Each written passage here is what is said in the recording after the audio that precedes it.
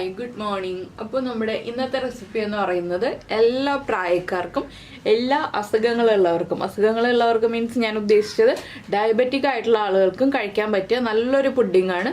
അപ്പോൾ നിങ്ങൾ വിചാരിക്കേണ്ടത് ഡയബറ്റിക് ആയിട്ടുള്ള ആളുകൾക്ക് പുഡിംഗ് കൊടുത്തിട്ട് ഷുഗർ കൂട്ടാനാണോ എന്നുള്ളത്. ഷുഗർ കൂട്ടാനല്ല, ഷുഗറിന് പകരം നമ്മൾ ഇതിൽ വേറൊരു കാര്യമാണ് യൂസ് ചെയ്യുന്നത്.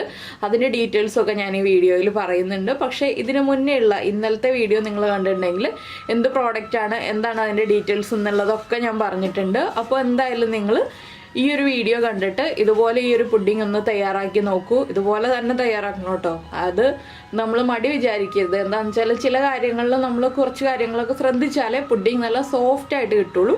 അപ്പോൾ നമുക്ക് എങ്ങനെയാണ് ഈ ഒരു സോഫ്റ്റ് മിൽക്ക് പുഡിംഗ് തയ്യാറാക്കുന്നത് നോക്കാം. നമുക്ക് നമ്മുടെ ഇൻഗ്രീഡിയൻസ് നോക്കാം. നമ്മളിപ്പോൾ 2 പാക്കറ്റ് പാൽ, അതായത് 1 ലിറ്റർ പാലെടുത്തിട്ടുണ്ട്. അതിലേക്ക് വേണ്ടത് ഒരു 15 ഗ്രാം ചൈന ഗ്രാസ് ആണ് കേട്ടോ. 15 ഗ്രാം ചൈന ഗ്രാസ് 1 ലിറ്റർ പാലിൻ്റെ അളവാണ്. നിങ്ങൾ 1/2 ലിറ്റർ പാലാണ് എടുക്കുന്നതെങ്കിൽ 8 ഗ്രാം ചൈന ഗ്രാസ് എടുക്കാം. പിന്നെ വേണ്ടത് നമുക്ക് വാനില എസൻസ് ആണ്. പിന്നെ ഞാൻ എടുത്തിരിക്കുന്നത് നാച്ചുറൽ സ്വീറ്റ്നർ ആണ്. നാച്ചുറൽ സ്വീറ്റ്നർ എന്ന് പറയുമ്പോൾ ഇത് സ്റ്റീവിയ എന്ന് പറഞ്ഞ ബ്രാൻഡാണ്. അപ്പോൾ ഇതിന്റെ ഡീറ്റെയിൽസ് ഒക്കെ നമ്മൾ നേരത്തെ ഒരു വീഡിയോ ചെയ്തിട്ടുണ്ട്. അപ്പോൾ ഞാൻ ഇത് ഉപയോഗിച്ചിട്ട് എങ്ങനെയാണ് ഒരു പുഡിംഗ് റെഡിയാക്കുക എന്നാണ് ഇന്ന് കാണിക്കാൻ പോകുന്നത്. അപ്പോൾ നമുക്ക് ആദ്യം ഈ പാല് തിളപ്പിക്കാൻ വെക്കണം. അതുപോലെ തന്നെ നമ്മുടെ ചൈന ഗ്രാസിലേക്ക് കുറച്ച് വെള്ളം ചേർത്ത് ഒന്ന് സോക്ക് ചെയ്യാൻ വെക്കണം. ഒരു 5 മിനിറ്റ് ചൈന ഗ്രാസ് വെള്ളത്തിൽ ഒന്ന് സോക്ക് ചെയ്ത് വെച്ചിട്ട് വേണം നമുക്ക് മെൽറ്റ് ചെയ്തെടുക്കാനായിട്ട്. ചൈന ഗ്രാസ് ഇപ്പോൾ നമുക്ക് ഒരുവിധം എല്ലാ ഷോപ്പുകളിലും കിട്ടുന്നുണ്ട് കേട്ടോ. നമ്മുടെ വീടിൻ്റെ അടുത്തുള്ള ഷോപ്പുകളിലൊക്കെ അവൈലബിൾ ആണ്. അപ്പോൾ നിങ്ങൾ ഇതുവരെ വാങ്ങിച്ചിട്ടില്ലെങ്കിൽ വാങ്ങിച്ചു നോക്കിക്കോളൂ. അത് 100% വെജിറ്റേറിയൻ ആണ്. അപ്പോൾ എന്തായാലും നമുക്ക് ആദ്യം പാല് തിളപ്പിക്കാൻ വയ്ക്കാം. പാല് തിളപ്പിക്കുന്ന പാത്രം ഏറ്റവും ക്ലീൻ ആയിരിക്കണം. ഞാനിപ്പോൾ കറി ഉണ്ടാക്കുന്ന പാത്രത്തിലാണ് പാല് തിളപ്പിക്കുന്നത്. നിങ്ങൾ വേറെ പാത്രത്തിലാണെങ്കിൽ അതിൽ തന്നെ തിളപ്പിച്ചോളൂ. പിന്നെ നമുക്ക് വേണ്ടത് കുറച്ച് ബട്ടറാണ്. ബട്ടർ എന്തിനാണെന്ന് വെച്ചിട്ടുണ്ടെങ്കിൽ നമ്മൾ ഏത് ബൗളിലാണോ നമ്മുടെ പുഡിംഗ് സെറ്റ് ചെയ്യുന്നത് ആ ബൗളിലൊന്ന് അപ്ലൈ ചെയ്ത് കൊടുക്കാൻ വേണ്ടിയിട്ടാണ് ബട്ടർ വേണ്ടത്. അത് ബട്ടറിന് ഓരോ നെയ്യായാലും കുഴപ്പമില്ല, പക്ഷെ കൂടുതൽ ബെറ്റർ ബട്ടറാണ്, അതുകൊണ്ട് പറഞ്ഞു എന്നേ ഉള്ളൂ. അപ്പോൾ നമുക്ക് ഇതൊന്ന് തിളപ്പിക്കാൻ വെക്കാം പാല്. അപ്പോൾ നമ്മളിപ്പോൾ പാല് തിളപ്പിക്കാൻ വെച്ചിട്ടുണ്ട്. പാല് തിളപ്പിക്കാൻ വയ്ക്കുമ്പോൾ പാലിലേക്ക് ഒന്നും ചേർക്കേണ്ട ആവശ്യമില്ല. ജസ്റ്റ് ഒന്ന് തിളച്ച് ഒന്ന് കുറുകി വരണം, ചെറുതായിട്ടൊന്ന് കുറുകി വരണം. എന്താണെന്ന് വെച്ചാൽ കുറുകാതെയും നമുക്ക് ഈ ഒരു പുഡിംഗ് ഉണ്ടാക്കാം. കുറുകിയിട്ട് ഉണ്ടാക്കുമ്പോൾ ടേസ്റ്റ് കൂടുതലാണ്. പിന്നെ നിങ്ങൾക്കത് ഗാർണിഷ് ചെയ്യാനായിട്ട് ആൽമണ്ട്സോ പിസ്തയോ അതുപോലെ തന്നെ കാഷ്യൂനട്ടോ എന്തെങ്കിലുമൊക്കെ യൂസ് ചെയ്യാം. നമ്മുടെ കയ്യിലുള്ള നട്ട്സ് ഏത് വേണമെങ്കിലും യൂസ് ചെയ്യാം. ഞാനിപ്പോൾ ആൽമണ്ട്സും അതുപോലെ തന്നെ ചെറിയും യൂസ് ചെയ്തിട്ടാണ് ഡെക്കറേറ്റ് ചെയ്യാൻ പോകുന്നത്. അതൊക്കെ നമുക്ക് പുഡിംഗ് റെഡി ആയി കഴിഞ്ഞിട്ടുള്ള കാര്യം. ചൈന ഗ്രാസ് യൂസ് ചെയ്തിട്ട് നമ്മൾ പുഡിംഗ് ഉണ്ടാക്കുമ്പോൾ ഒരു ഗുണം എന്താണെന്ന് വെച്ചാൽ നമുക്ക് റൂം ടെമ്പറേച്ചറിൽ തന്നെ സെറ്റായി കിട്ടും. അതിനുശേഷം ജസ്റ്റ് ഒന്ന് തണുപ്പിച്ചിട്ട് നമുക്ക് കഴിക്കാവുന്നതേ ഉള്ളൂ. അല്ലാതെ നമ്മൾ ഫ്രിഡ്ജിൽ വെച്ച് തണുപ്പിച്ചെടുക്കേണ്ട ആവശ്യമില്ല. ജസ്റ്റ് റൂം ടെമ്പറേച്ചറിൽ വെക്കുക. അതൊന്ന് തണുത്ത് കഴിയുമ്പോൾ ഒരു 10 മിനിറ്റോ 15 മിനിറ്റോ ഫ്രിഡ്ജിൽ വെക്കുക, അല്ലെങ്കിൽ അരമണിക്കൂർ ഫ്രിഡ്ജിൽ വെക്കുക. അതിനുശേഷം നമുക്കെടുത്ത് കഴിക്കാവുന്നതാണ്. ഒരുപാട് തണുത്തത് കഴിക്കുന്നതിനേക്കാൾ നല്ലത് ചെറിയൊരു തണുപ്പോടുകൂടി കഴിക്കാം. പിന്നെ നമ്മൾ ഇളക്കാൻ എടുക്കുന്ന സ്പാറ്റില ആണെങ്കിലും സ്പൂൺ ആണെങ്കിലും എന്താണെങ്കിലും നമ്മൾ കറി ഇളക്കുന്നതായിരിക്കരുത്. അത് പ്രത്യേകം ശ്രദ്ധിക്കുക. പാല് തിളപ്പിക്കുമ്പോൾ അത് പ്രത്യേകം ശ്രദ്ധിക്കേണ്ടതാണ്. അപ്പോൾ നമ്മുടെ പാലൊന്ന് തിളച്ചു വരട്ടെ. ഞാൻ ചൈന ഗ്രാസ് ഒന്ന് സോക്ക് ചെയ്ത് വെക്കട്ടെ. ഇപ്പോൾ നമ്മുടെ പാല് നന്നായിട്ട് തിളച്ചു വന്നിട്ടുണ്ട്. ഞാൻ ചെറിയ ഫ്ലെയിമിൽ വെച്ചിരിക്കുകയാണ്. ഈ സമയത്താണ് നമ്മുടെ സ്വീറ്റ്നർ നമ്മൾ ആഡ് ചെയ്ത് കൊടുക്കുന്നത്. ചൈന ഗ്രാസ് തിളച്ചുകൊണ്ടിരിക്കുന്നേ ഉള്ളൂ. അപ്പോൾ നമുക്ക് എത്ര മധുരം വേണം എന്നുള്ളതനുസരിച്ച് നമ്മുടെ സ്വീറ്റ്നർ നമുക്ക് ആഡ് ചെയ്ത് കൊടുക്കാം. ഒരുപാട് മധുരം വേണ്ട എന്നുള്ളവർക്ക് മീഡിയം മധുരത്തിൽ നിർത്താം കേട്ടോ. നമ്മുടെ പാലിൻ്റെ മധുരം നമ്മളൊന്ന് ടേസ്റ്റ് ചെയ്ത് നോക്കുക. നന്നായിട്ടൊന്ന് ഇളക്കി മിക്സ് ചെയ്തതിന് ശേഷം നമ്മൾ പഞ്ചസാര ചേർക്കുന്ന അത്രയും ഒന്നും ചേർക്കേണ്ട ആവശ്യമില്ല. അപ്പോൾ ചൈന ഗ്രാസ് മെൽറ്റായി തുടങ്ങുമ്പോൾ ചെറിയ ഫ്ലെയിമിൽ വെച്ചിട്ട് നമ്മളൊന്ന് മെൽറ്റ് ചെയ്തെടുക്കുക കേട്ടോ. ഹൈ ഫ്ലെയിമിൽ വെക്കണ്ട. ഇപ്പോൾ രണ്ടിൻ്റെയും ചൂട് ഏകദേശം ഒരുപോലെ ആവാൻ വേണ്ടിയിട്ടാണ് നമ്മൾ ഇതുപോലെ ഒരേ സമയം രണ്ടും ഒരുമിച്ച് ചെയ്യുന്നത്. നിങ്ങൾ ചെയ്യുമ്പോഴും 2 ബർണറിൽ വെച്ചിട്ട് തന്നെ ഒരേ സമയം ചെയ്തോളൂ. അപ്പോൾ കറക്റ്റായിട്ട് ചൂട് നമുക്ക് മെയിൻറ്റെയിൻ ചെയ്യാം. ചൈന ഗ്രാസ് ഒക്കെ കറക്റ്റായിട്ട് മെൽറ്റ് ആയിട്ടുണ്ട്. നമ്മളിനി ചൈന ഗ്രാസ് ചേർക്കുമ്പോൾ അരിച്ച് ചേർക്കണം. അരിക്കാതെ ചേർത്തിട്ടുണ്ടെങ്കിൽ പെർഫെക്റ്റ് ആവില്ല. അരിച്ച് ചേർത്താലേ പെർഫെക്റ്റ് ആവുള്ളൂ. എന്താണെന്ന് വെച്ചിട്ടുണ്ടെങ്കിൽ ചില ചെറിയ തരികൾ ഉണ്ടാവും. അതുകൊണ്ട് നമ്മൾ ഒരു അരിപ്പയിലൂടെ അരിച്ചിട്ട് ചേർക്കുകയാണെങ്കിൽ ഏറ്റവും പെർഫെക്റ്റ് ആയിരിക്കും. എപ്പോൾ നമ്മൾ ഏത് പുഡിംഗ് ഉണ്ടാക്കുകയാണെങ്കിലും ചൈന ഗ്രാസ് ചേർത്തിട്ട് ഉണ്ടാക്കുമ്പോൾ ഒന്ന് അരിച്ചേക്കുക. അപ്പോൾ നമുക്ക് നല്ല സ്മൂത്ത് ആയിട്ടുള്ള പുഡിംഗ് കിട്ടും. ഇല്ലെങ്കിൽ ആ ചൈന ഗ്രാസിൻ്റെ ചെറിയ പീസുകളൊക്കെ ഉണ്ടെങ്കിൽ നമുക്കത് അത്ര സുഖം തോന്നില്ല. പുഡിങ്ങിൻ്റെ ആ ഒരു സോഫ്റ്റ്നെസ്സും ആ ഒരു സ്മൂത്ത്നെസ്സും ഒന്നും കിട്ടില്ല. അപ്പോൾ നമ്മുടെ പാലും തിളച്ചുകൊണ്ടിരിക്കുകയാണ്. ഞാൻ പാലിൻ്റെ ഫ്ലെയിം കുറച്ചിട്ട് ഇതിലേക്ക് ചൈന ഗ്രാസ് ചേർക്കാൻ പോവാണ്. ഫ്ലെയിം ഓഫ് ചെയ്തിട്ടില്ല, രണ്ടും ഫ്ലെയിം ഓൺ ചെയ്ത് തന്നെ വെച്ചിരിക്കുകയാണ്. അപ്പോൾ ഇനി നമുക്ക് ചൈന ഗ്രാസിൻ്റെ ഫ്ലെയിം ഓഫ് ചെയ്യാം. ഇനി നമുക്കിതൊന്ന് അരിച്ച് പാലിലേക്ക് ചേർത്ത് കൊടുക്കാം.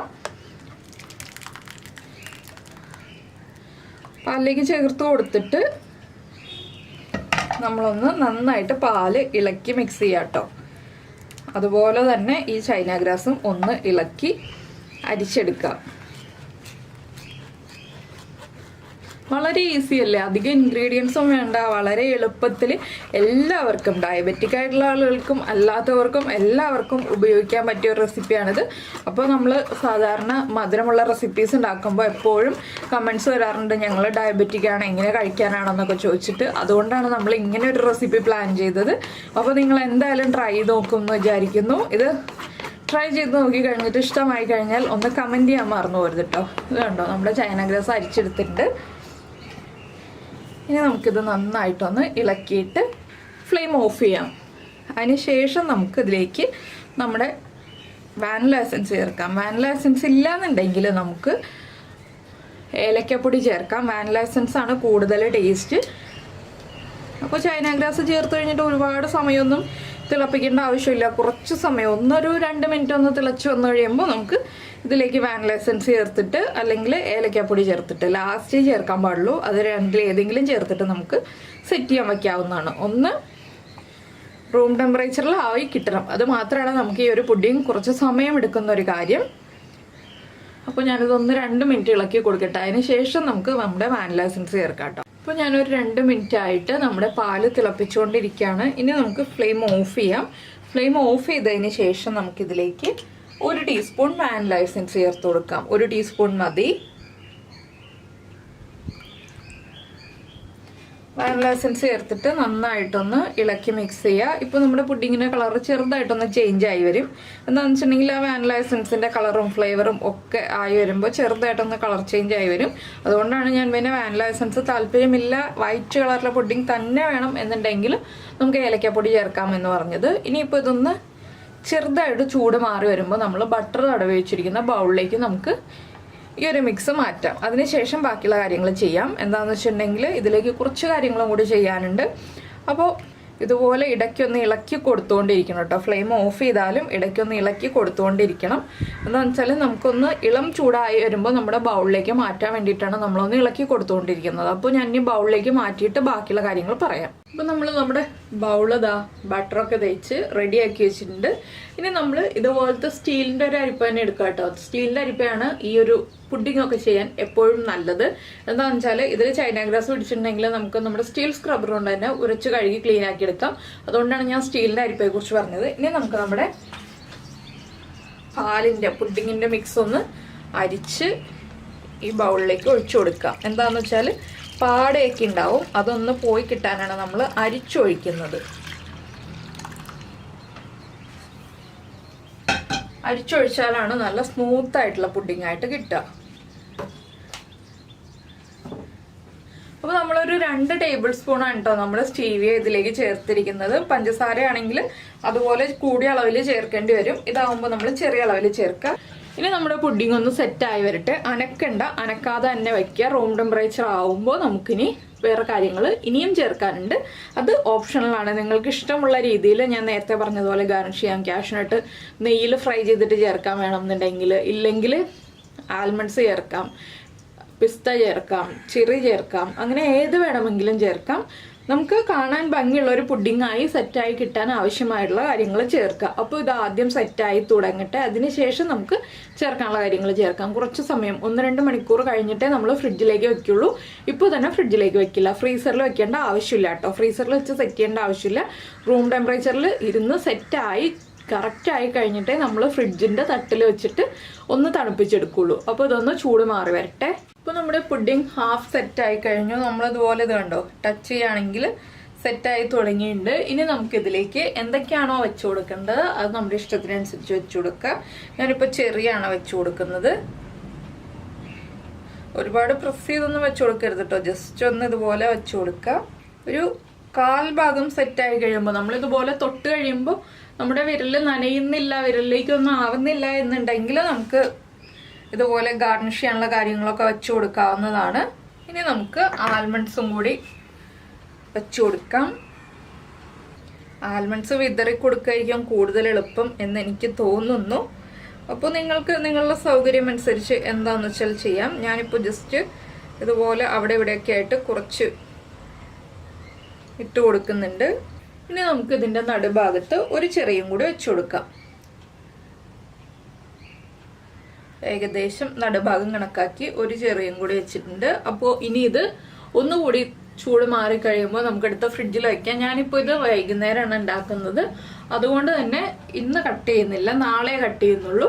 അപ്പോൾ നിങ്ങൾക്ക് രാവിലെ ഉണ്ടാക്കി വെച്ചിട്ട് വൈകിട്ട് കട്ട് ചെയ്യാം, ഇല്ലെങ്കിൽ ഒരു 2 മണിക്കൂർ മുന്നേ ഫ്രിഡ്ജിൽ വെച്ചിട്ട് 2 മണിക്കൂർ കഴിയുമ്പോൾ കട്ട് ചെയ്യാം. ഇപ്പോൾ ഇതാ ചൂടൊക്കെ നന്നായിട്ട് കുറഞ്ഞു വന്നിട്ടുണ്ട്. ഒന്നുകൂടി ഒന്ന് ചൂട് മാറി വരുമ്പോൾ ഞാനെടുത്ത് ഫ്രിഡ്ജിലേക്ക് വെക്കും. ഫ്രിഡ്ജിൽ വെക്കുമ്പോൾ എപ്പോഴും അടച്ചു വെക്കണം.